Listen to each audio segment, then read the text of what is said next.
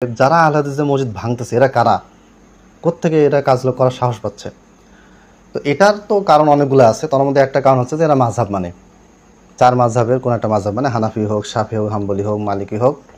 আর এই মাযহাবিরা মাযহাবকে কেন্দ্র করে পরস্পর দ্বন্দ্ব তৈরি করে, মারামারি খুনাখুনি করে মুসলিম উম্মাহকে শত শত বছর ধরেই ব্যাপকভাবে বিভক্ত করে আসছে। আমি এরকম অনেক ইবারত পড়ে শোনাতে পারবো। একটা ইবারত উদাহরণ হিসেবে দিব, কেউ যদি অস্বীকার করেন সমস্যা নেই, আমিও আরও কিতাব থেকে দেখাতে পারবো। এবং আমি এমন একটা কিতাব থেকে পড়বো যেই কিতাবটা হানাফি, মালিকি, শাফি, হাম্বলি সবাই চিনেন, জানেন, মানে আলেম ওলামারা জানেন। আচ্ছা, মুজামুল বুলদানের 3 খণ্ড 121 পৃষ্ঠা, মাকতাবা শামিলা, এটা 2-3টা নুসখা বা 2-3টা আলাদা প্রকাশনী থেকে আছে, পৃষ্ঠা সংখ্যা কম বেশি হতে পারে। আমি একটু এবার পড়ে দিচ্ছি, তাহলে আপনারা সার্চ করে পেয়ে যাবেন। আচ্ছা, কানা আহলুল মাদিনাতি সালাসা তাওয়াইফ, শাফিঈয়া ওয়াহুমুল আকাল ওয়া হানাফিয়া ওয়াহুমুল আকসার ওয়া শিয়াতুন ওয়াহুমুস সাওয়াদুল আযম লিআন্না আহলাল বালাদি কানা নিসফুহুম শিয়াতান। আচ্ছা, এরপরে অনেক বড় ইবারত আছে। সহজ কথা হচ্ছে, রায় নামক একটা শহর ছিল, অত্যন্ত প্রসিদ্ধ একটা শহর। এই শহরে 3টা দল ছিল, 3টা ফেরকা ছিল। এই 3টা ফেরকা কি? শিয়া, হানাফি, শাফিঈ। এখানে শিয়ারা সবচেয়ে, শাফিঈরা সবচেয়ে সংখ্যায় কম ছিলেন। শাফিঈয়াতুন ওয়াহুমুল আকাল্লু, সবচেয়ে কম সংখ্যায় ছিলেন শাফিঈরা।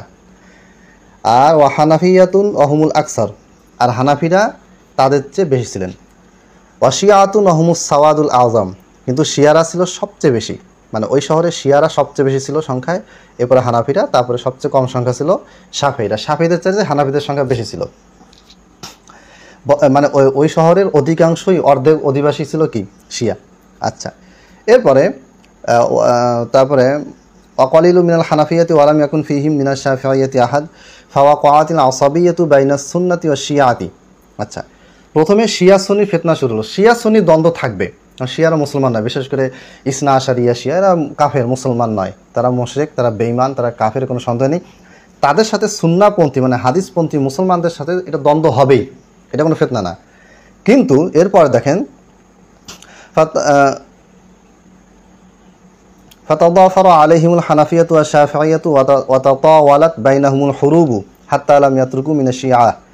আচ্ছা, এরপরে দেখেন শিয়া সুন্নিদের ভিতরে যে যেটা দ্বন্দ্ব ছিল আছে, এটা ঠিক আছে।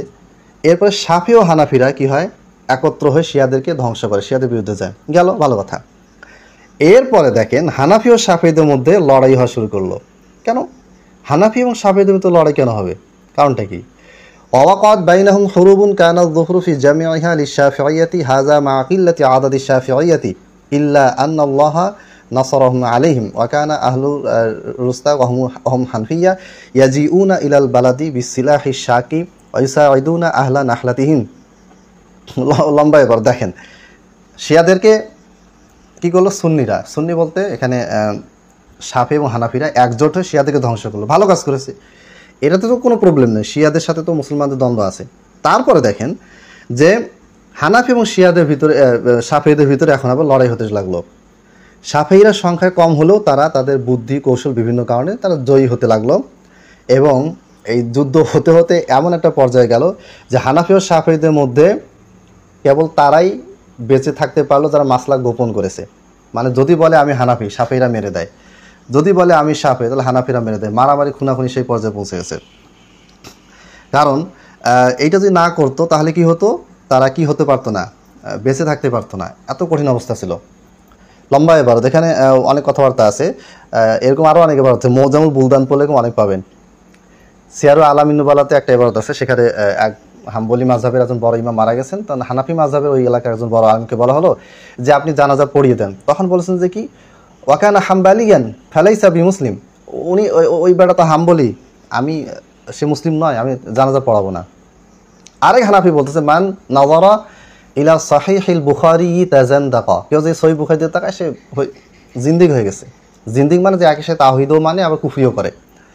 তো তাহলে আজকে আপনারা আহলাদ যে মসজিদ ভাঙতেছেন, এটা দেখে আপনারা অবাক হচ্ছেন, অবাক হওয়ার কিছু নেই।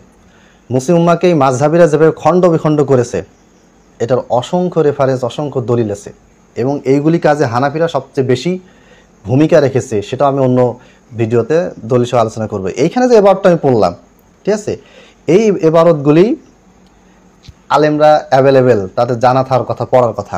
তারপর যে কেউ যে বলে বানাইছে ভুয়া বলছি, কোনো অসুবিধা নেই। আমি এইগুলা কিতাবের ছবি, রেফারেন্স সব কিছু আরবি এবারগুলো আমি স্ক্রিনশট দিয়ে দিব। আমি ভিডিও লম্বা করতে চাচ্ছি না, এগুলি কথা আলোচনা করতে চাই না। আল্লাহ তাআলা আমাদেরকে বুঝদান করুক। আসসালামু আলাইকুম ওয়া রাহমাতুল্লাহ।